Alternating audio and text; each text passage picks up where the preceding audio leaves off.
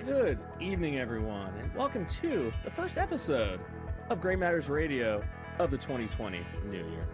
I'm your host, Michael Devine. I'm America's Counselor. Of course, it's my show, so of course I'm going to be the host of my show. Then I got a co-host, Bill Reed, the armchair quarterback. The host of your own show. I know. Shocker. I know. It's so narcissistic. Way to really think outside the box there. Well, everyone always says I'm really narcissistic, so I figure, how can I take narcissism to a whole new level? I just created my own radio network, gave my own radio show, and named the show after me a little bit. So, yeah, I mean, I guess is that narcissism, or is that just celebrating your own awesomeness? I mean, it's all about history written by the winners, so I guess it depends, it's hard to say. Well, it is a show about bringing all this together. So how narcissistic can I be when I take it upon myself to heal America? Yeah, America's bring everyone together. I mean, I try to, at least. Except for Trump supporters, and you just kind of want to kick them when they're down. Well, I don't. You say you don't, but you do. I don't kick them when they're down. I simply challenge your beliefs about it. Okay. That's all that I do. Although last week, I actually gave him lots of credit for certain things, so you were surprised by that, right? Well, a little bit. I was pleasantly surprised. I was, every time I think I got you figured out, Devine, you do throw me a curveball and say, actually, you know what, you might be right, or Donald Trump might be right. I'm like, what the heck? So, and speaking of curveballs, I think a lot of our listeners are going to be. We're throwing a curveball tonight because, one of the things, Dr. Chris, we'll introduce you here in a second, Wait, who? Someone's here? Oh, he is right here, Well, fuck it. I'm just going to introduce him. Dr. Chris, Ability Chiropractor. What is up, sir? Hey, thank you guys for having me. I'm excited. When you mentioned, narcissism, right? I don't recall exactly what you said, but it reminded me of one of my favorite quotes that we talk about at the office is a quote by Mark Cuban.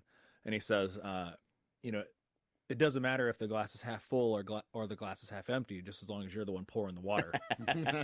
Right? I'm pouring lots of water. That's a good quote. Right? And Bill carries lots of water for Trump. So I'm pouring it. He's carrying it. I like water in general. I care for whoever wants water. I'm not stingy. I share. So, but I'm real happy you're on the show. One, we've been trying to get you on for a little bit. You're a miracle worker. My back is a million times better, which we'll talk about, right? But so one of the things I've been talking a lot about is that there's been so much distraction in the world with our politics, our media, that we never ever have time to talk about anything that really matters. Healthcare, education, addiction. I mean, you name it, we don't ever talk about it. Even in debates, it's always about BS. And so I was really excited this week because it's like starting off the new year. We got some good guests the next couple weeks, and it's like, hey, listen, let's really talk about some good things here, right? Yeah, rattle the cage. Real stuff, right? But then, of course, the whole Iran stuff kind of happened, right? So I'm like, did something happen? I didn't know that because it hasn't been everywhere in the news. I know, and it's crazy, right? And so everyone, literally, because I've been posting some stuff about healthcare, and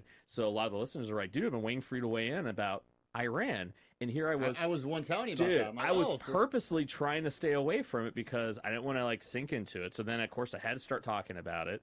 Now I'm like, you know what? I'm not even going to really try to talk about it at all on the air today because we need to talk about real problems. And so we're starting off the new year on the right foot. And thankfully, you're our guest this week. Otherwise, I'd probably be ranting for an hour. So you saved the show from going down the rabbit hole. So I appreciate it. And possibly our friendship, because Mike and I, we spoke briefly about Iran today, and we did not see eye to eye on what occurred, but that's another episode for another time. So yes. So the outtakes are going to be me being the deciding vote. Is that what we're going to do later? I'm thinking what it's going to be is that a chair's going to get thrown. One of our backs are going to get hurt. So then you're going to have to straighten one of our backs. Yeah. So then we can go round two. I'm passive aggressive. He's just, I don't know. Aggressive.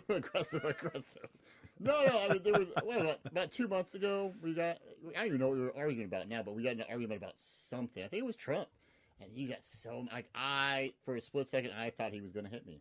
For a microsecond, I was like, I was not going to hit you. I'm like, well, I know, but in my mind, he's so mad. I'm like, there's nowhere else to go at this point but to turn to violence, which we haven't been violent since junior high. But I was like, well, at least it's recording for the YouTube. I go, he wants to make it go viral. Like, this is the way to do it. I go, I might go home a little sore, but it's all right, man. Is it all right? It's all right. We had a good discussion. Like, man, it ended well, and we agreed to disagree. But we modeled to America that you can still be friends and disagree, right? Yeah, absolutely. Yeah. Well, I got to drop my one small political comment just so you guys brought this up. And especially because I think this plays in really well with what we're going to talk about, is that, like it or not, Trump is a disruptor. Oh yeah, he's a disruptor. He's a disruptor, yeah. right? You can say that again. He is the complete kind of antithesis of what the establishment wants, desires. He doesn't play to their hand, right? He's playing his own hand, and if our world needs anything, it's disruption from the status quo. Yeah. And there's a hell of a lot of status quo to go around. Dude, there definitely is, man. And that's the thing where I think it is really frustrating, because I think, I think number one, all right, and this is where I'm excited to have a good conversation about this tonight, because it's amazing how the big issues, we every like major issue, we try to tackle it from like the biggest part, the most difficult part, right? It'd be like, I've never remodeled a home before, let's just do a whole home, rather than going, how about we just do a floor, right? Yeah, let's start with the basement and then go from there. No, the whole house, right? Start with the roof today. Yeah, and it's going to be custom, right? Everything custom, right? So, and nothing ever gets done, right? And then on top of that, everyone's arguing, like the points people are arguing, and I've noticed this online a lot, to where people that have never even used healthcare, worked in healthcare, they're arguing things where it's like they don't understand it at all. And then when you challenge them on it, what, you think you're better than me? Like, no, I've worked for HMOs, I've worked on the Medicare side, I'm a clinician myself, I hate insurance companies. Like, I'm approaching it from, I don't know, I've worked in healthcare for 10 years. But it's like you can't even talk to people about it from a fact-based perspective. And so, and I said people this on their minds made up. Yeah, and they're like, no, you don't know shit. Like, I trust me because a guy I know who told me on insert CNN, MSNBC, Fox News. They told me this is the way it is, and this is the way it's going to be. And my senator, my congressman told me this, and clearly they're the expert. So you're all pieces of garbage. And you don't know what you're talking about. You're either a socialist or a fascist or whatever they want to call it. Everybody. Or a racist, or... But it is true, though. And so it's kind of like, it's frustrating. I remember there was a couple of weeks ago where I was like, you know what, like, what's the point? I mean, What's the point? What is the point of trying to get people to compromise where I can't even talk about my experiences as a clinician, and people are going to say I have some angle? And so... You have some angle. So, and of course, I took a deep breath. I'm like, all right, maybe approach this a little bit kind of differently. And so, and that's where I was just like, all right, we got to start having, like, simpler conversations, things that are more within our power. And that's where I was like, let's start with healthcare, right? And I look at, I think there's a lot of different things that we can do as clinicians, just like there's a lot of things we can do as patients, right? And so one of the first ones I want to get your kind of opinion on is that I think, number one, why can't we get doctors to work with each other, like coordination of care? It seems like, you and I have had conversations as a chiropractor. Like, a lot of times people look at chiropractic as almost, you're not a real doctor. Me as a counselor, they look at you, well, you're not an MD. And then if you weren't a PhD, the PhDs looked at the counselors as you were nothing. It's like, it seems like no one can actually get along. I mean, hell, even the MDs don't even get along with the DOs. So let's start with that one. It's like, why is it that we can't, even as clinicians, why can't we coordinate care and discuss? I mean, what have your experiences been like? Well, I think ultimately, if you want to, cut the BS and get to what the root of it is, I think a big part of it comes down to ego, right? Yeah. I mean, and don't get me wrong. I mean, anyone that says, "Oh, I have no ego," like, well, you just clearly are completely not self-aware, right? But I mean, I think ego is a big part of it. And the other thing, and I'm sure we'll talk about this at some point. I mean, there's a business side of healthcare. Yeah. Right. I mean, it is a business. If you want to get into the politics of it, you can talk about whether healthcare is a right or if it's a business or all that other stuff. Yeah. Right. I don't know how far down the rabbit hole we're going to get. We'll go, but we'll go as far down as we can, man. I see you once a week, so I mean, honestly, if I need you again on the show, I mean, it's. But no, I'm 100% with you. Like, it's difficult. I see it from my side. And the business does interfere in the delivery of care, right? Without question. Yeah. And I'll, one experience from from my perspective, you know, I have no problem, you know, every now and then you'll get a patient that says, hey, you know, and I've been having this shoulder issue. You know, what do you think about physical therapy? Great. Absolutely. Like, I'm 100% for, like, I don't care. See me, see a PT, see an acupuncturist, go do yoga. Like, do whatever we need to do. Like, my ego gets set aside in those situations, right? Like, I want the patient to achieve their goal, right? And then what happens is they get to the PT office, and the PT, who's a physical therapist, right? They're not a physician, right? They say, oh, well, you don't need to see the chiropractor anymore. Like, we're going to take care of this. No problem. Yeah. Like, which, like, no, like, that's, first of all, they're there because I sent them there. Yeah. Right. But from the business side of it, they have to put in their note that this person has tried everything else and they failed whatever, and they need physical therapy. And they have to be able to, quote unquote, substantiate that what their care is doing is what's making the real difference, because that's what's going to get them paid. And it's what's going to get them the next set of visits approved, right? Or whatever they need to do to keep that wheel spinning, right? And ultimately that typically results in the patient getting, you know, a lower overall quality of care.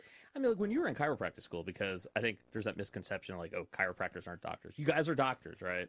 But here's the thing I'm curious about, though, is that I'm curious what was taught to you guys in school, because when in our grad program, like if you asked Jill about what I thought about chiropractic, I was like, it's bullshit. It's all psychosomatic, because that's what we were taught. Yeah, in grad school. I thought that too before I became a chiropractor. Yeah. Really?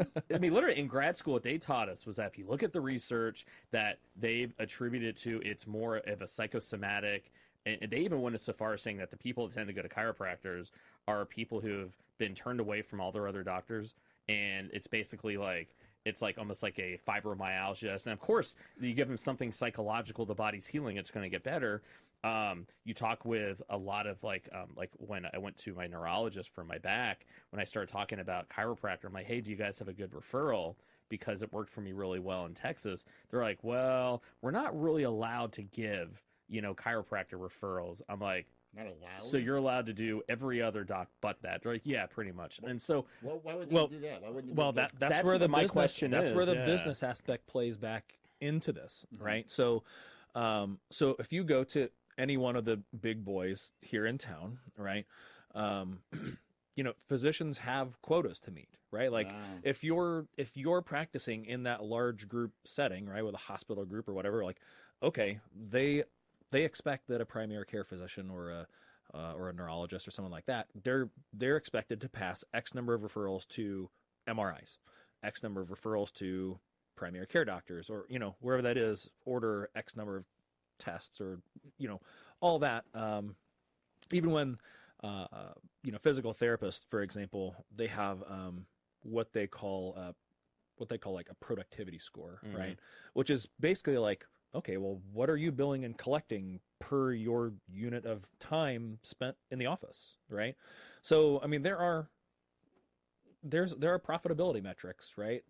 And, you know, that's how everyone's salary gets paid, right? Yeah, I mean, that's nothing wrong with profit. right. I mean, it all makes sense, but when you look at that, you know, am I allowed to use brand names on here? Okay. So take Ohio Health, for example, right? Ohio Health does not employ one single chiropractor period. Yeah. Right. Ohio State, I think they used to have one. Maybe they have two now, something like that. Mount Carmel, to my knowledge, does not employ a chiropractor. Pretty much the only mainstream healthcare group, so to speak, in Columbus that does is the VA. Wow. Huh. So, but to get back to your original question, kind of like, what do we learn? Chiropractors are educated to the standard of a primary care physician, right? So we learn everything that a medical doctor would, right? With the exception, you know, they're learning drugs and surgery, and we're learning, you know, adjusting and physical therapy and diet and exercise, and right, more the conservative, obviously, end of the spectrum. But, you know, we get taught, and we, we get to experience, doing, looking in your eyes and your ears, and, like it or not, we learn, proctological exams and vaginal exams and all that sort of stuff that, your normal Oh, that'd be kind of physicians weird do. if, like, hey, Mike, I'm going to adjust your back, but I'm also going to give you a prostate exam. I'd be like, whoa, this is, I mean, I guess, but it's And, kind of weird. and I most guess of it's all us back there. I mean, elect to constrict our scope to something that is actually realistic. But yeah, I mean, there The we guy in have. the white van outside was offering to look at my prostate. For it's free. weird. I mean, why not? I mean, it was what do free. you know? A doctor? What do you need one? What are the odds? So yeah, be careful what you wish for. I know, exactly. It just seems like, I don't know, like, I mean, Bill, like, I mean, what do you, I mean, like, have you ever been to a chiropractor? I mean, what do you, what's your haven't- knee-jerk reaction to what? I haven't been to a chiropractor, but when I was a kid, I knew my dad would go. I did because the chiropractor they would crack your back, right? Is that They or, they I would mean, that adjust might- your spine that and might be the facilitate the layman function of your terms. nervous system. That might be Yes, the that's lay correct. term, but I just remember like back in the day when I was a kid, I remember every once in a while my dad would go to the chiropractor, and I believe the term he would use would be like crack his back, which I Sure, I'm adjusted, but that's yeah, what he called it. in layman's terms, sure. And it seemed to work for him because he'd gone back a couple times. I don't think he's gone in a long time, but I remember as a kid chiropractor, and I don't think it was the cheapest thing in the world from what I remember, but I could be wrong. And so I never had a second thought. I just thought it was just like any kind of other medical treatment, anything from the eye doctor to a massage therapist to anything else, anything that, makes you feel better or get well. I mean, if you're in pain and, someone recommends a chiropractor, if it was me, I'd be going to see a chiropractor. Like that would be me, but I've never been in a pain or not that kind of pain. Like I wake up today, this morning, no kidding, with 2 sore knees, both of them. I was like, what the hell? Like, now I'm 40. So I'm like, well, but both of them? It's not even that cold outside. But what do you do for that? Nothing. He just kind of grin and bear it. So. Well, technically speaking, Doc, Really? so what would you say to that? Ice it? Heat it? What do you think? Stretch it? Well, I mean, very first you got to figure out what the root cause of the issue is, right? I mean, if you said that, hey, you know what, I played baseball since I was a little kid. Mm-hmm. I've been a catcher for my entire life. I'm used to squatting and kneeling and all that sort of stuff. I played through high school and college, and there's an enormous amount of mileage on your knees, and there's the high likelihood of arthritis, right? Then you do what you can to get it moving better, right? And we can get to there's considerably more to that story, but I think when you kind of get to it kind of gets back to more of like a healthcare philosophy sort of thing. Like, Sure. Is your goal to simply cover up that symptom and feel better, or is it to get to the root cause of what the actual issue is and actually tackle that? And they don't hurt every day. That's why it took me by surprise today, because I got out of bed and I was like, oh, both of them. I'm like, oh, why would because. But both of them at the same time. Normally you chalk it like the day before we had gone with the kids and we'd done a lot of walking. We'd gone actually to Kosai. So, but I do that all the time. Like, I mean, again, I'm a stay-at-home dad. So all I do all day long is chase after kids and walk after kids. A 3-year-old and a soon-to-be 5-year-old. So all day long, it's. So the more stressful your life is, right? Stress increases your inflammatory levels. Everyone tells me that I'm stressed. I don't feel the stress. Apparently I do. Well, the thing is, like, what I always kind of talk about, like, in grad school, I remember this was like, I don't know, I like how you guys are diagnosing me right now. Well, Thank you, by the way. This is I've saving me a ton diagnosed of money. you. Both of you guys. Off the air. Mentally Aside. and physically. I love it. I sized you up the moment that I met you. Are you kidding me? This is 2 for 1. that was This is a 2-for-1 deal. So it was actually cool. Our program at North Texas had a big behavioral medicine program, and their big research was called psychoneuroimmunology. It's just a connection between the mind and the body and the immune response, right? And a lot, like, I remember it was probably first year before we even saw clients. I remember Dr. Lane, we were talking about just clients, and he was just kind of giving examples of things that you're going to see that you're going to be surprised by, but you shouldn't be surprised. And he said, number one, you're going to have a marriage where we didn't fight, but then they're pretty much divorcing because, well, it's not good if you don't ever like fight. Then it's not a good thing because everyone's just internalizing. But he said the biggest one you're going to get, and usually it's a mom that died. It's usually you'll have one of the kids or a husband, and they're going to describe the mom or the wife as the most amazing person in the world. Like, you could come home at 2 a.m., they're going to make you a full meal. Is it after the person died? Is that what you said? Yeah, usually the kids, it's like grief counseling, right? And they're going to be like, I don't understand it. I don't get it. Like, they're the most awesome person in the world. They're so nice. They're always there for you. And they're surprised. And he goes, of course, I'm being empathetic. But Dr. Lane would be like, in my head, I'm going, I could have fucking told you that was going to happen. And we were like, Dr. Lamb, it's kind of messed up, dude. He's like, well, no, it's like, what you have to understand is that when you have this person that never ever like got angry, they never ever did anything, it was always about other people, they're just bearing every need, every frustration that they had, and you internalize it. And when you have a very high stress tolerance, just because you don't feel it, your body is taking the brunt of it. So you release cortisol, adrenaline, which are very, like, think about nitrous oxide for an engine in a car. It's very corrosive to the body. And so it causes inflammation. They actually did research with, you remember 3 Mile Island? So they did, so some people stayed behind, and so gave them an opportunity. They studied the people that left longitudinally. They kept doing the same measures, memory, attention, anxiety, and they did a blood test for your immune response, like your blood cell count. The people that stayed behind, their hippocampus and prefrontal cortex had lower density.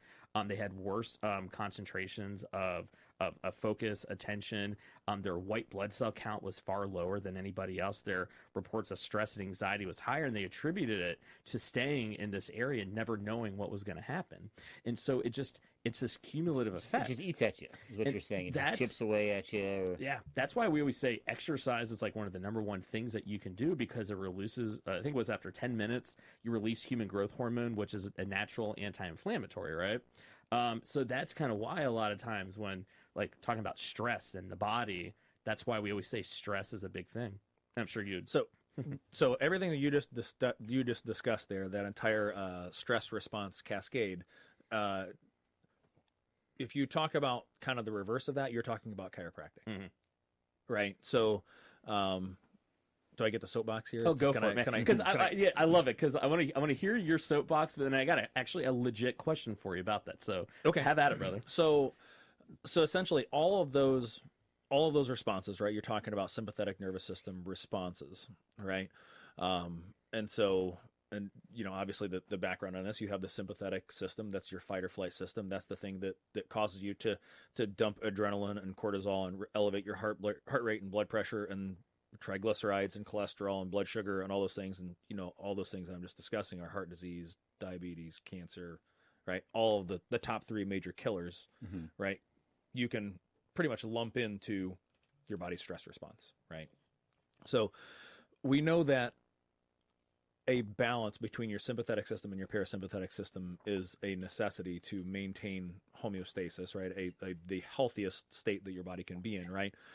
And it is very clearly delineated in the scientific literature that the people that receive chiropractic adjustments, whether that's for a short period of time or even more demonstrably over a longer period of time, have a higher parasympathetic tone than those who do not receive care, right?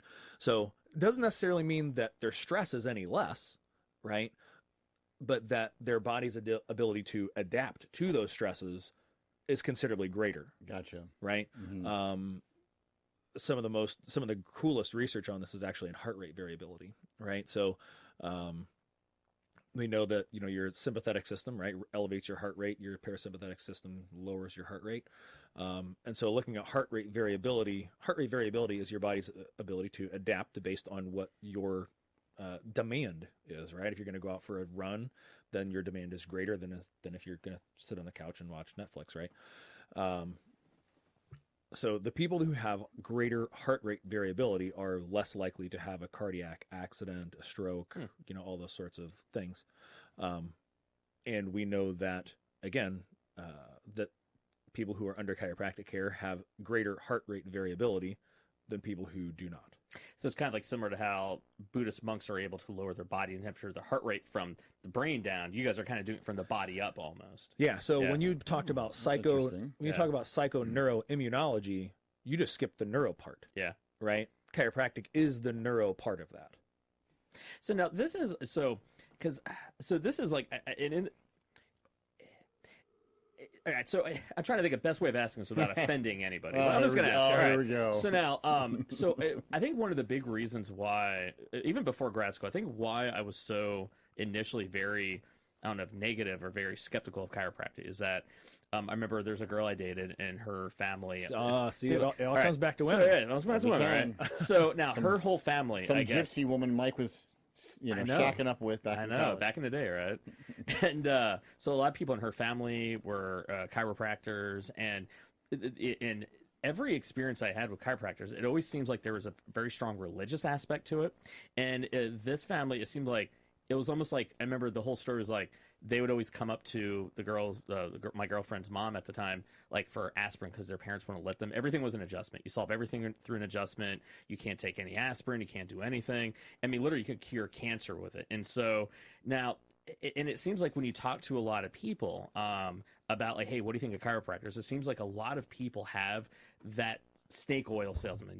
But the thing is then, when I actually have gone to see chiropractors, and I've heard some horror stories, but my experience with chiropractors, and probably I think one of the reasons why I chose you guys, I didn't get that vibe at all. But I guess the question I have for you is there legitimacy to that? Like there is this odd, almost like it almost seems like there's two different types of chiropractor. Ones that are like legitimate medical doctors, and there are ones that seems like it is, you can cure everything with it. It's almost like pray away, your cancer. Like, so is there any truth to that? Or is it and if there is, so why is that there is a dichotomy with chiropractors?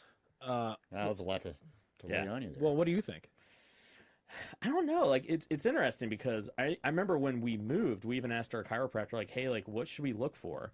And they go, well, there's different types of programs. So you want to look for this type of certification, this type of background. But they said a lot of times it's hit or miss.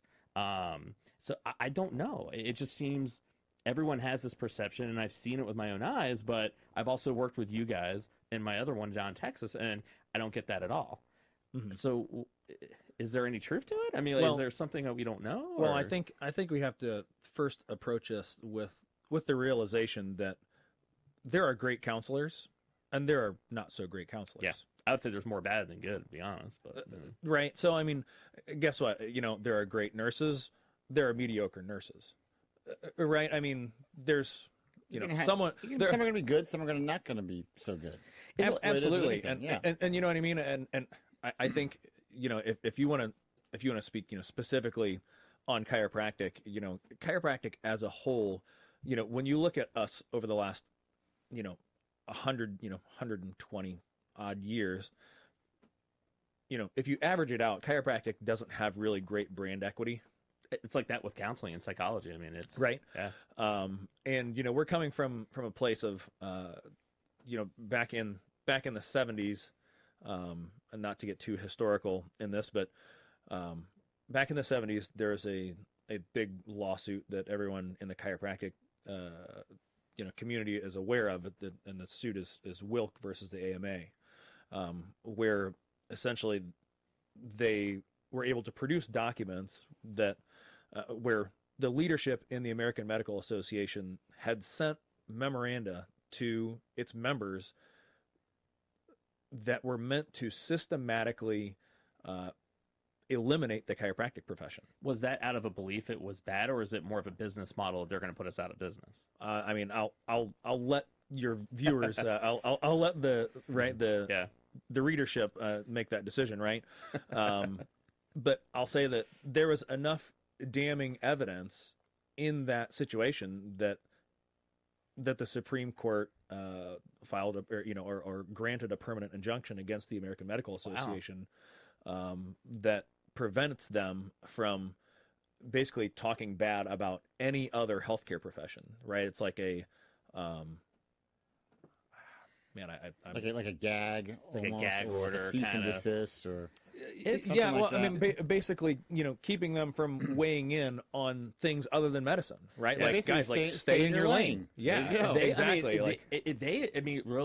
They have so much influence. Antitrust. That's what I'm looking. There you go. Okay, they have so much influence on me, because you got to look at the one thing I hate, especially the most recent DSM, which is a diagnostical and statistical manual of mental illness, and to be taken seriously, psychology in the 1940s, 1930s, like, oh, we got to adopt a more medical model, meaning like you have symptoms that you can identify, and so it's not like, do you have rickets? Do a blood test. You have rickets, right? Now, is that when you guys started lobotomizing people? That was actually early. Yeah, that was before like the first tricyclics and more of the antidepressants came out. But literally, I mean, like, it was, And we all did it because we wanted the medical industry to take us seriously. And Yeah. and it got so bad. And this is how fucked up the AMA is that we literally, this latest DSM, we went even more medical model. We added more diagnoses, made it more medical. And then you know what they did? Because it's called the ICD-10, which is like it's international coding and coding. Yeah, documentation. and literally, and we did it for insurance companies, all that. And then you know what insurance companies are saying? Kind of going legit. They just go, just give us the ICD-10 code. So they did all this work to redo everything, and then they just went, just give us the ICD-10 codes. I'm like, so you guys like made it to where you quantified something as black and white that can't be black and white, and then slap a label on it. Yeah, and then slap a Put it on a label box. on it, put it on a box basically, and then go, never mind, don't worry about that, we're good. It's like, gee, thanks. No, I mean, it's like thinking a girl's going to ask you out. You buy a car, you buy the shirt, you buy everything, you buy the tickets to the concert. She went, I'm going to go with somebody else. Good luck with that. Like, what the fuck? I spent all that money. Like, it's messed up, though. I mean, it really is. Yeah. So, but you know, to go back, the chiropractic family is a dysfunctional one. All right, without a doubt. There is a group within our profession that thinks that we should be prescribing medication. Really? Right. Wow. And I mean, trust me, chiropractors should not be prescribing It's medication. Like that. Yeah, in our field, right? yeah. You know, I mean, if you ask me, like, most people shouldn't be prescribing medication, right? Yeah. Like, most doctors should prescribe less medication. Yeah. We're a pretty medicated society as a whole, and I'm not saying it's not legit. A lot of those people, but like you've talked about many times on here, it just seems like everyone's taking a pill for something or multiple pills. And I'm not not to take away the people that legitimately need it. I am not in the medical field in any means, but it just seems like everybody's taking something. How many commercials do you see on TV? Ask your doctor what's is right for you. Should I be the one bringing it up to my doctor? Or should my doctor be telling me about it? Like. Exactly. Yeah. Anyway, Yeah, sorry. but to kind of go back, there are so much of it comes back to what the philosophy of chiropractic is, right? And really, the very most kind of central tenet of chiropractic is that the body can heal itself, right? That the body is a self-healing and self-regulating organism, and I mean that's a fact, right? I mean that's not a theory, that's not a religion, that's a fact, right? And we know that you cut your finger, it's going to heal itself up, right? And of course there are some that would certainly take that of, that's a pseudoscientific mumbo jumbo, right? Or that's a religion or something like that. Like, no, like, guys, like, your body's healing itself right now. Maybe God healed them. But the irony, if you look at all the newest, think about the new cancer medication. But guys, this is what medicine is jumping on, right? Like, medicine is finally starting to, I mean, whether they truly honor the notion that your body is a self-healing and self-regulating organism, they're at least marketing it. Well, I mean, think about every new cancer class of drugs that's coming out is about how can I make your immune system fight the cancer for you. Do what it's supposed to be doing. Exactly, yeah. And this is what's interesting. I'm curious to get your thoughts on this. So, of course, I do my research on this show, right? And what was interesting, like 85% of healthcare costs are attributable to preventable diseases, right? And what was interesting was one of the big tenets of everyone knocks Obamacare, and I think it's bad legislation for a lot of different reasons, but the one thing that it made it to where preventative medicine was a lot of preventative medicine was covered under insurance, right? And that's what was a big beef of, your costs are going up, I'm paying for other people's shit. But the whole idea was that they go, in the states that expanded Medicare access and Medicaid access, to where it covered preventative care, there was a 45% increase of people who started taking preventative diabetes medications, and it started bringing the cost down. And so we do see, like, Europe, the European model is more about preventative medicine, but yet so much of our insurance will not cover anything preventative, but yet the majority of our cost are preventative medicine. I mean, as chiropractor, like, I don't think we have some of it covered with insurance, but it seems like why is it that it doesn't make any sense to me? Because HMOs are in job to make money, and yes, spending it on the front end for preventative is more money, but the evidence clearly shows you utilize healthcare much less if you're preventative. So why is it, in your experience, that healthcare companies are so, and even in America, so against preventative medicine? That's a great question. Yeah, He's like, pass. Because it doesn't seem like insurance companies have even got on the band. I mean, like, I don't get it. It affects the bottom line. Yeah. It affects the bottom line, right? I mean, It's short-sighted. Well, yeah. I mean, when you're talking about shareholder equity, return on investment, all that sort of thing, is United Healthcare, who's the most profitable insurance company of the last several years. I mean, last year, in particular, they had a fantastic year. Guess what? It's because they cut expenditures, right? They're rationing our healthcare any way we look at it. Yeah. You know how does insurance work? You obviously raise your income and you cut expenses, right? Yeah. I mean, it's pretty black and white. And so, one of the things that they do obviously is, their insurance companies they're like Walmart, right? I mean, they're going to take and they're going to exploit the people that they can. They're going to cut, paying for their services as much as humanly possible, right?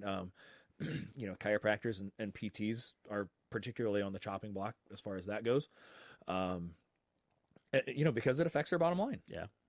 And that's what it's like. It's messed up to me because, like, and I am a total believer in chiropractic, even though, like, I think sometimes I challenge you guys on, well, I don't know if I can do that one, but then you guys always have some great evidence. But I look at it with my back. So I was skiing last year, and now degenerative disc disease runs in my family. And as you told me, there's no technically such thing as degenerative disc disease. It just means your back is consistently getting worse, right? And so before I went back to the chiropractor, went to the doc. One, they wouldn't pay for an MRI because I could walk pretty much. They told it wasn't necessary. It wasn't necessary, right? And so went to the doctor, right? And so God knows how much that cost me, right? And then did, I don't know how many weeks, like 8, 12 weeks of PT, right? And I did that. It was like my back injury was like in April, did PT and everything through July, right? I go out, and I'm feeling good, right? I mean, nothing hurt. I go out and play one round of golf, 4 holes in, back goes out of me again, even worse, right? That's when I'm like, I got to find a chiropractor, right? So do my research. You need a bachiotomy. Yeah, bachiotomy. Right? Bachiotomy. Doctors need a bachiotomy. you literally need one. literally. So I finally was like, all right, we need to find a good one. And finally, I look up website. I'm like, all right, fuck it. These guys look halfway decent to get good reviews. And so flash forward, I've been seeing you guys, I think, since I think it was September-ish, I think, August, September, and went skiing. Didn't have a single issue. I mean, I was slightly sore, but the thing is, my back wasn't sore this time. It was more other parts of my body. And what the crazy thing is, I remember going into you guys the day after, and I go, I don't understand what's happening with my body right now, because normally when I ski, my quads and my side quads are just burnt to hell, right? I go, now my hips and my upper hamstring is hurting, and my back isn't hurting. And it was like one of those, oh yeah, because your body's actually working the way it's supposed to. Instead of it being your legs are doing all the work, your hips are doing the swiveling, which is how it should work. And it was all subconscious. Like, I didn't realize. Gliding down the mountain. And it literally, it was just amazing to me. I'm sitting there going, so I did all that PT, all those x-rays, and all I got was 4 holes in. I ski an entire day after seeing a chiropractor, twice a week for a little bit and then once a week, and no issues. In the human amazing. Body, a real pain in the ass sometimes. Dude, I mean, literally, I was depressed because I'm like, it hurts so bad, and you guys see it all the time, like the effect that it has on your psyche when your back hurts, you can't do a lot. Then you start going, is this how it is? I was already having a midlife crisis. I was 40, and then it's like, wow, my back feels the best it's been in probably 10 years, and it's amazing. I'm like, okay, so why is our insurance company? They covered the one which didn't work at all, but yet they're barely covering any of the chiropractor, which worked better than anything. And your office is full of people that all they do is talk about how much it works. So is there something I'm missing here about what? I don't know. Well, when you look at a lot of insurance companies base their decisions on coverage and benefits on Medicare, right? To start with. So this is another kind of rabbit hole. So I apologize. Medicare is pretty much like the most broken healthcare system that you can create. Because, all that stuff that you talked about, 85% of healthcare expenditures are on preventable illnesses. While for Medicare, their biggest expenditures are heart disease, cancer, diabetes, right? And in the cancer realm, I'm pretty sure, lung cancer is one of the most. Obesity, smoking, lifestyle induced. Yeah. Yes. Yeah. All that. And so, God, if you were to Google it, you'd find what the actual what the quote is, but the Medicare guidelines for chiropractic specifically say that Medicare does not cover services for wellness, prevention, or the maintenance of health. Right? Like, so what are you doing for fun? What the hell is it supposed to do? So this is interesting. So I went and looked up, if you had to guess what the total dollar amount the U.S. spends per capita every year on preventable chronic diseases such as diabetes, heart disease, and cancer that have a direct link to smoking and obesity, what would you guess the dollar amount? I have absolutely no idea. I have no clue. That could be, I don't know. I would ballpark about $40 billion. They have it at $1.5 trillion. Wow. It's over the last 10 years. So they have it at $199 billion per year. It's a lot of money. Dude, I was a little bit off. That is a lot of money, yeah. You said, what did you say, 40 billion? Yeah. I like how like 40 billion is way underestimating it. Like, that's crazy. Yeah. And that's insane to me. Yeah. 199 billion per year, and it causes 131 billion dollars in lost productivity. Now the Milken Institute, it's a little bit more of a conservative. They put it at 1 trillion annually, chronic diseases. So you have a little bit of a range. One trillion and change. Yeah. Isn't that ridiculous? What's it, trillion? And so think about it. We have all these preventable diseases, and look at what our healthcare system is designed to do. It's not designed at all. It's designed to treat you, and I think all of us know that how much it's reactive. Yeah, it's reactive, and how much money it costs to have somebody enter the healthcare system when they're already sick versus preventative medicine. It is insane. I mean, think about it. Up until Obamacare, once again, I don't like Obamacare, but up until it, they didn't even cover healthcare, mental health care. Well, you can play devil's advocate here and just sound, very, very insensitive, at the risk of sounding insensitive. Mm-hmm. When it comes to, illnesses induced by smoking and obesity, like you said, lifestyle, I mean, isn't it kind of just like, no offense, but isn't it kind of like your SOL because you did it to yourself? I mean, is there any party that are like, and I'm not trying to sound like a jerk, but I'm just trying to play devil's advocate because there's going to be a lot of people out there who are not overweight or are lucky enough to have the good genes and a lot of that's hereditary, or a lot of people who don't smoke, 2.5 packs a day, is chain smoker, saying, hey man, that's all on you, at least for that. Well, I think the problem is we all pay for it because our premiums and rates are so high because of people not taking care of themselves. Now, I think it's easy to kind of poke fun at that when I think the initial knee jerk is like, well, it's your dumbass fault for being fat, right? But now this is one I think bringing it home to like the addiction issue, right? And this is where I think I'm dying to get your opinion on this one, because when you look at if you had to guess, what percentage of current heroin users started off with a prescription for a painkiller, like a legitimate prescription, a sports injury? Oh, I bet it's high. I don't know what the number is, but I bet you it's higher than what you probably think. Yeah. Especially now, knowing how the opioid addiction is now. 10 years ago, I probably wouldn't have said, but the way it's overtaken everything, I'd say it's pretty high. I'd say it's over half. But I have nothing to base it on. I would say it's over 80%. 80%. 80% of current opioid addicts all started. Insane. And it's crazy to me. I mean, over half of young adults who have misused prescription opioids got them from a friend or a family member. And so it's not even just the person who gets it. It's the medications that they got legitimately that are sitting in their medicine cabinet that then are being abused, right? And so and we have this problem I look at, and I notice it in my industry where people just want a quick solution. They want their depression, anxiety, a pill, something they can do. People a lot of times don't want to do the hard work. Now, as a chiropractor, I look at pain.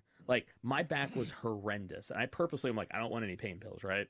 I don't want any muscle relaxers. And I saw it took a while.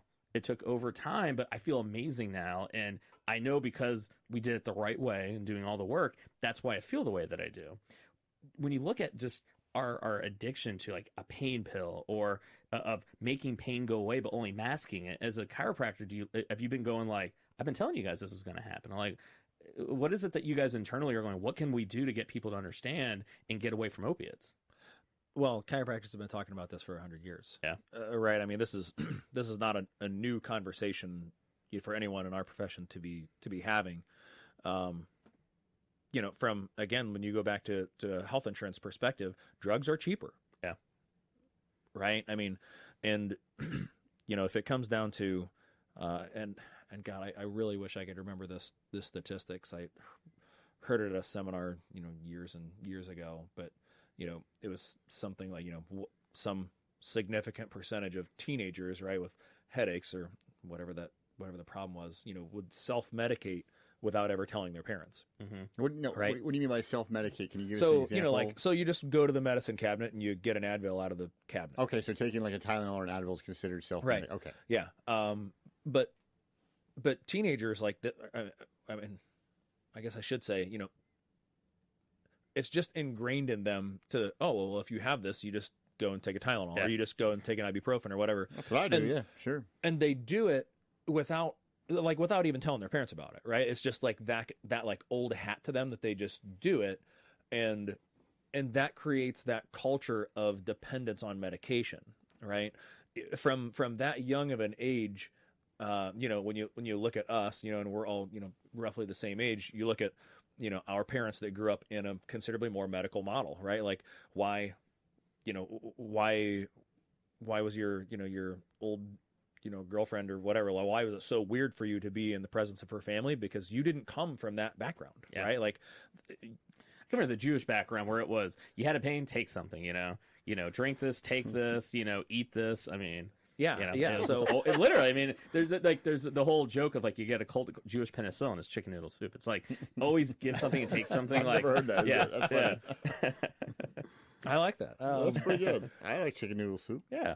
I'm telling you, man, you might convert me. You're hitting all these things on being Jewish. You might never know. Our God's kind of angry though. It wasn't like the cool like hippie, kind of like new Jesus. Like it got ours is kind of angry and like angry, or is it just real? I don't know. Like ours was just like pragmatic. I don't know. Like I mean, as my dad always said, it's kind of like Rocky 1, Rocky 2. It's like you only watch Rocky 1. It's like they tied. Like what do you mean he won? It's like it's just Rocky 2. It's a different story. Yeah. I understand. So what was the question that you asked? Yeah. Well, we start talking about Rocky, which we put up every week. We get on Rocky somehow. I guess like we love Rocky. I guess like what more bringing it kind of home to is that. So, I think we can all agree that there's obviously a big, whether it be how you grew up and your whole mindset of like just taking something, make it go away. What we grew up in was just more treating. Like you only go to the doctor when you need to go. But even if everyone's listening right now, if we're going like, all right, how can we help solve this? Because we can't count on our politicians or HMOs to do anything about it. So it's like, okay, like, so what is it that we can really do? Because even if people are listening right now going, you know what, Mike, I totally agree. We need to be about preventative medicine, right? But the reality is, though, like if I mean, I'm sure you'd give me a nice discount if I couldn't afford to come anymore. But it's like, well, a lot of chiropractors, like, some take insurance, some don't. A lot of clinicians, like counselors like me, we're not taking insurance anymore because we get no reimbursement. I try to get breaks, but it's like, ultimately, like, what is it that we can do to shift our healthcare system and empower us to be like more getting the care we need, taking care of ourselves, healing ourselves? Like, what do you think we can really do? It's a big question. I mean, it's prioritize. Yeah. Prioritize, right? I mean, you look where, if you want to know where people's priorities are, you look at where they spend their money. Yeah. Right. I mean, I'm sure you guys have probably discussed this plenty of times. But if your priority is to have an Apple Watch on your hand, and that cost you $400, yeah, that's where your priority is. Mm-hmm. I mean, that $400 that could have gotten you 3 months of chiropractic care. There you go. Yeah. Right. And like I said, priorities go such a long way. Yeah. I mean, you can apply that to any number of things, but I think it comes back to prioritizing and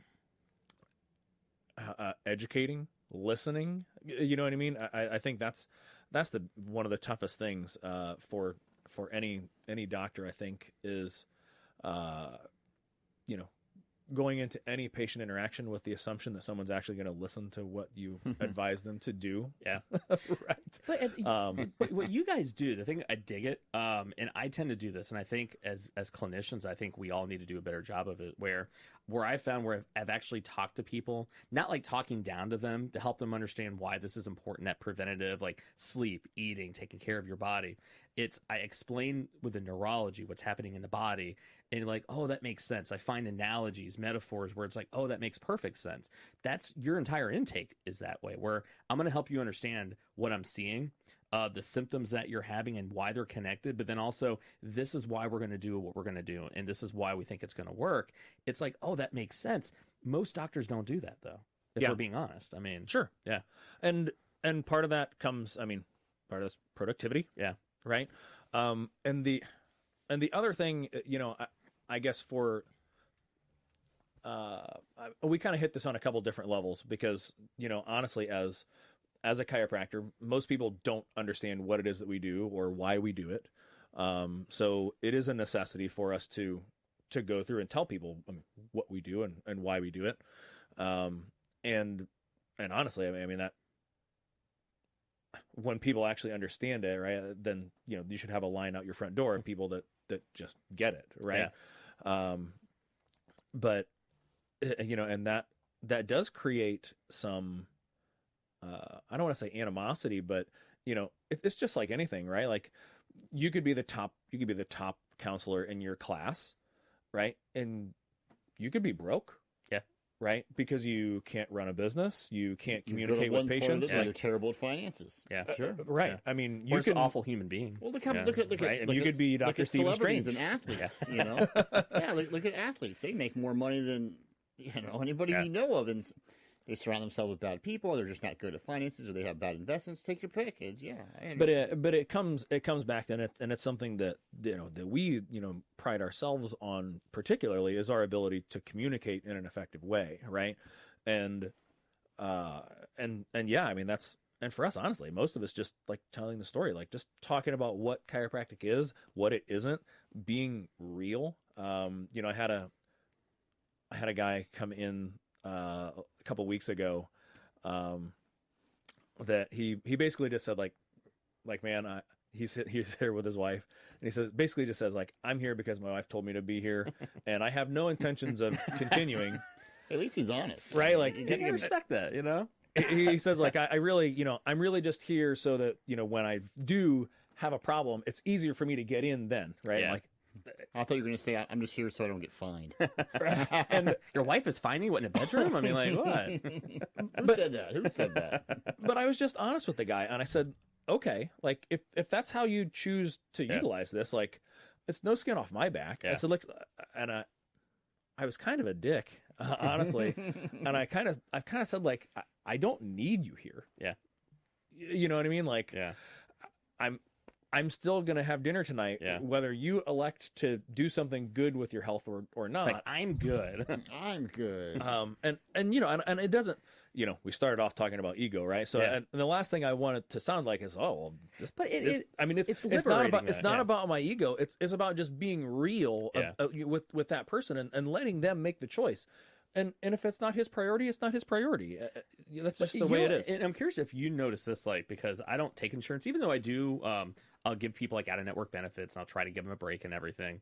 But I found like with cash-paying clients, they have more buy-in. They do the work because they're investing, they're paying in it. I get more buy-in. I get much more sessions. Do you notice with chiropractic, because a lot more of it's out of pocket, that you tend to get more buy-in from people because they're choosing because they're invested? Yes. Yeah.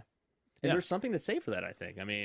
It's weird that the people that don't value their care their most consistently, and now obviously there are exceptions to every rule, but typically the people that don't value their care as much are the people that don't pay anything for it. Yeah.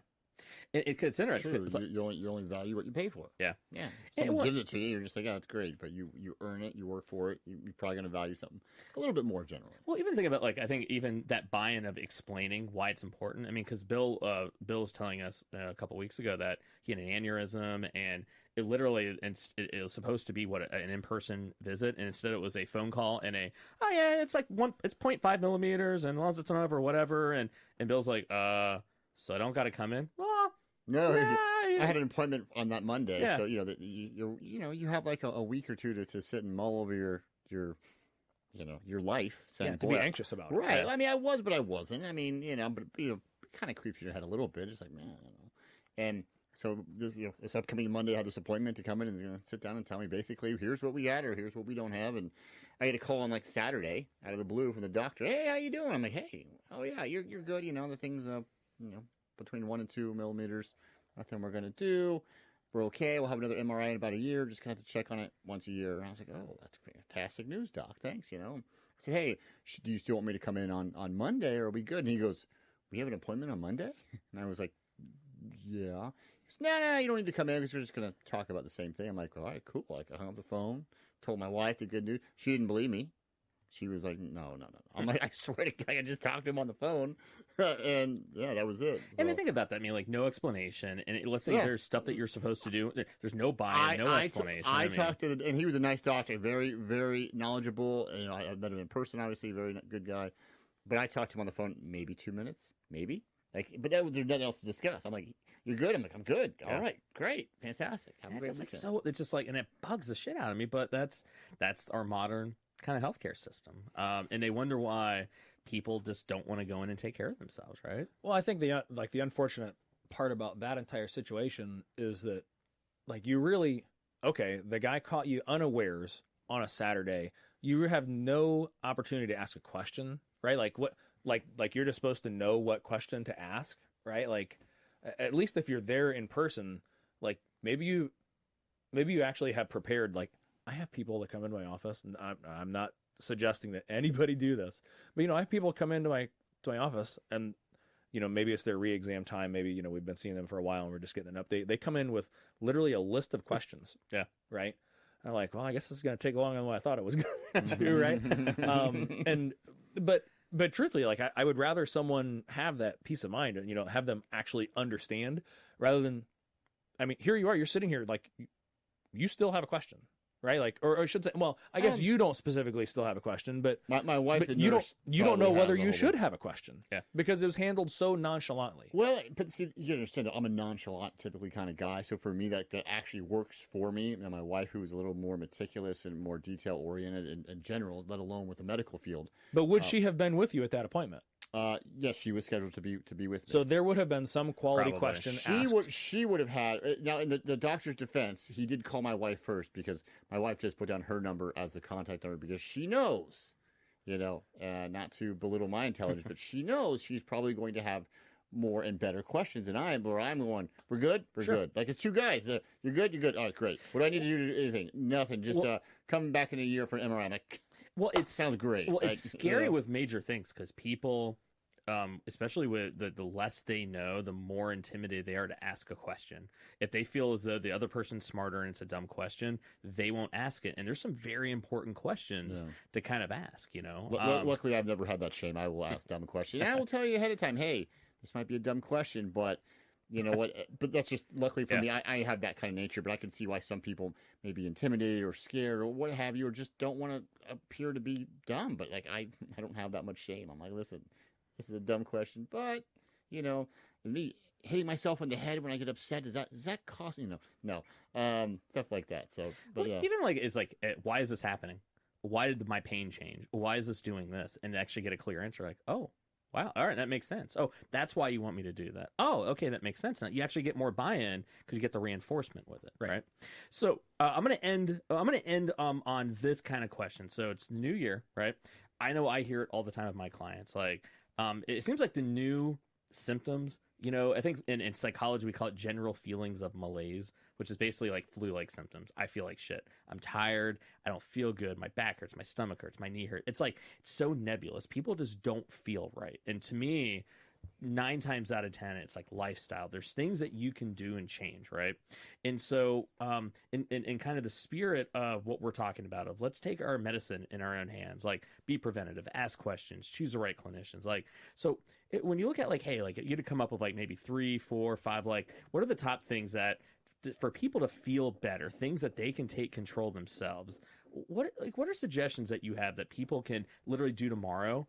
And the preface that, like, I always have this rule, I call it the 100% rule. You don't ever take on anything unless you know for a fact that you can do it 100%. You can do it. You can do it all the time that you say you can do it. I don't care if, like, your idea of exercise is just to get your clothes on right off the bat and go to your driveway and walk back in. If you know you can do that 100%, start with that. Work your way forward, right? So I'm always about simple changes that you can do tomorrow. So what are, like, typical things that you see people come in your office that, you know, if they start doing this tomorrow, next week, they're going to start feeling better? What are some of those things would you recommend? Move. I honestly move. Out of Ohio, or just like move off your ass, or both, or Move. I like Whatever, Ohio. whatever you take it to be, just don't Move. be where you're at. Just No, so I think this comes from several different perspectives. When since you specifically kind of mentioned, pain, opioids, all that sort of like just chronic pain, chronic illness, all that sort of stuff. Movement is the number one thing that addresses all that entire spectrum. So you're saying I can't get better sitting on my ass? You will get worse sitting on your ass. well, Without equivocation. There goes that I agree. whole. Well, I mean, yeah, but I think you're right though. Is movement is for most people is good. I mean, it's like a car. Yeah. You don't start your car all winter long, and you go to start it in the springtime. It might not start. Why not? I don't know. It's like Mr. Bones. He got stuck here, and he's wasted away. He's wasted away. Look at him. He's That's actually scared. the previous host. Mike bumped him off. So it's my show now. So just two things. Just since you're talking about bones, right? Mr. Bones. So Palmer College of Chiropractic, right, is the very first chiropractic schools in the balmy city of Davenport, Iowa. They have the largest osteological collection in the world. Right, just as a collection of just old bones and... of bones, skeleton, all that sort of thing. Because back in the day, I mean, we knew that obviously the spine was central to your health, right? And obviously it encases your nervous system, which is the most delicate tissue in your body. But since you mentioned bones, right? Like I gotta give credit where credit is due. Bob Bones. But neurologically, movement trumps pretty much everything. Hey, bring him over here. Show us exactly on the spine where you think. See, we didn't think we'd actually use this in the show. We can't. Because not so much here, Doc, or here. The pain's here. Right. Nope. Ship shape.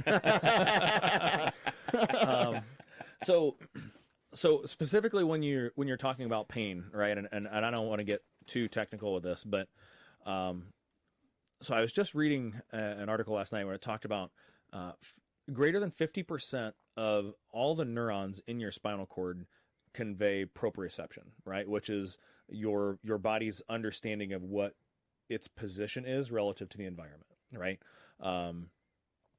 Now contrast that with like 5 to 10% carry pain signals, right? So when you look at neurologically, the more you move, the more pain is inhibited, right?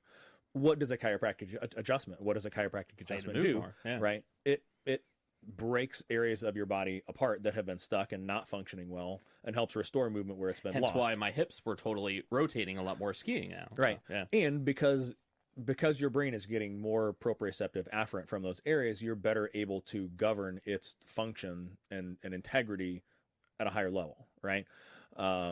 And oh, by the way, you don't have pain, right? I'm not gonna lie, I totally thought that was bullshit. I will totally own up to that. Going, how much is it really going to make my body move better? And then, sure as shit, it does make it move better. So I was wrong.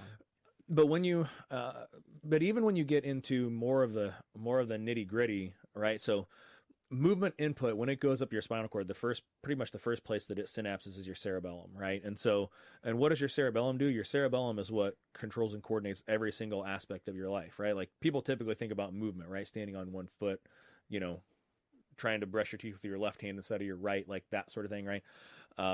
But it coordinates your heart rate, your respiration, your digestion. It coordinates your eye movements. It coordinates your emotions, right? And make sure that you express a proper amount of emotion, right? If you hurt yourself and you start crying, like, is it a proportionate amount of crying to the injury that happened, right? Like, yeah, that's your cerebellum. And the baseline level of stimulus for your brain comes from proprioception and movement of your body. So if you don't move, it's impossible for your brain to function at the level that it should, just simply to be healthy.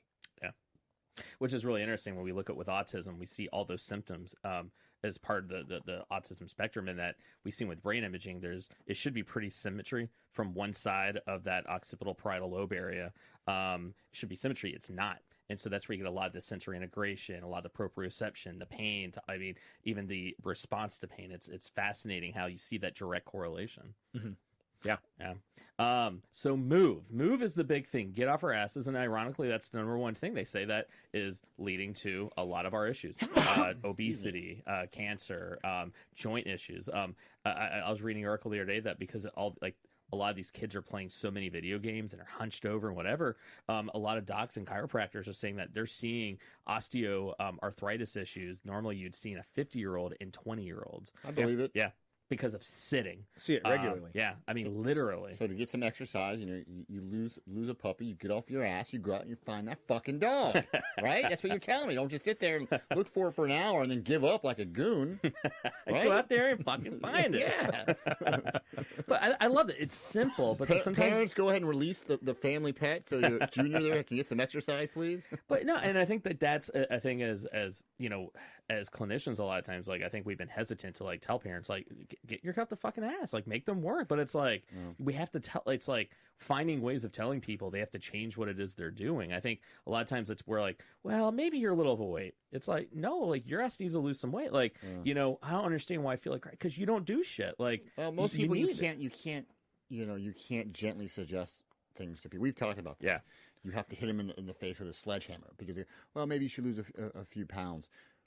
That's usually, jargon for, hey man, you we don't want to come across as a jerk, so you're just going to say it. But especially, I think with the doctor and patient relationship, or especially if you're talking about kids, you're going to say, hey, Junior needs to, whatever this is going on here. What you're saying is, dude, listen, seriously, you're laying the groundwork now for an unhealthy life. You think you're unhealthy now at 15 or 18? You wait 5 or 10 more years of doing the same shit, sitting around playing, Call of Duty 17 hours a day, drinking Mountain Dew Code Red, and that's all you do. I'm not saying you can't do that, but that's all you do. Like, but it's simple. It's simple though. It's simple and powerful. And I think, thank God, we have the luxury. We get to see our clients once a week, sometimes twice a week for several months. We can build up that relationship to go, but you need to go and do that. Like, come on, we got this. Well, I think, I think kind of one misconception that you guys are talking about, or we're, you're alluding to the fact that just people who are sedentary need to move,